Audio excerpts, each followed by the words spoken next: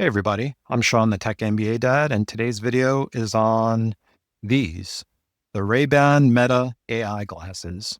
I'll give you my 2 cents on whether they're useful, and I'll also share a tip on how to save some money in case you're interested. Stay tuned. What if I told you the best pair of headphones I own are actually a pair of sunglasses? These are the RayBan Meta Smart Glasses. And yeah, they take photos and videos, and they have AI built in. But after using them for a while, the biggest surprise for me, the true killer feature, was something I barely thought about when I bought them. Stick around because I'm going to tell you why these aren't just a fun gadget, but an incredibly useful piece of tech. And I'll even share my secret for getting them cheaper. So let's get right into it. The biggest surprise and the absolute best part of the glasses is the speakers. They are phenomenal and really useful. I use them constantly. I use them when I'm driving, when I'm running, when I'm hiking. And why is that? Well, it's because they let you listen to music and podcasts without blocking out the environment like noise cancellation headphones. This is called open ear audio, and it's a game changer from a safety and comfort perspective. When you're driving and you're listening to a podcast, you've got to crank the speakers up to hear what the podcasters are saying over the road noise. Instead, I can use these glasses and the audio is right next to my ear, so I can listen at a much lower volume and I still hear everything around me. It's a much more relaxing and a better experience overall. Same goes with hiking or running.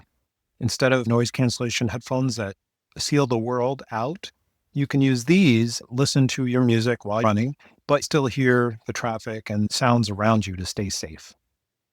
Let's talk about the camera, because this is what a lot of people are going to buy them for. This POV, point of view content, where the shot is what I'm looking at.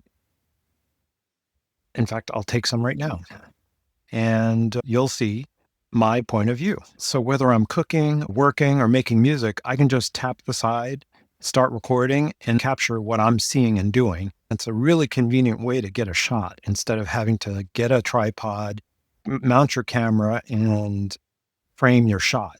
This is a lot more immediate. And a quick tip, as others have pointed out, the camera's on the left temple, so your shot's always a little bit to the left of where your eyes are looking. But if you keep that in mind, you can compensate it by adjusting where you focus your gaze. The video and photo quality isn't going to beat your modern iPhone, let's be real, but it's definitely good enough. And you can capture your shots with a minimum effort. When something unexpected and cool pops up, you just capture it really quickly. And that's where they win, the immediacy. So let's touch on the Meta AI and battery life. Is it the best AI on the market? Definitely not. It's useful for quick hands-free questions like identifying a flower or translating a sign.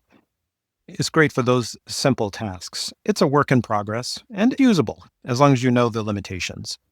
What's great is you can use Siri with it. So instead of saying, "Hey, Meta," you can say, "Hey, Siri," and get your Siri voice assistant. On the topic of battery life, it's okay. Music and podcasts don't use as much juice as you'd think. Now, battery life, it's okay. Music and podcast listening doesn't use as much juice as you'd think. I was surprised. Live AI use and when you're taking video, that's going to drain your batteries a lot more quickly. So the good news is the case charges them really fast. A quick pit stop in the case during your break and cameras are back to 100%. On the topic of water resistance, these are not waterproof. And that's a real bummer, especially since I use them when I'm running. My solution? I just use a hoodie that covers up my head and the glasses and keeps light rain off of the glasses. So hasn't been an issue, but it's something to think about.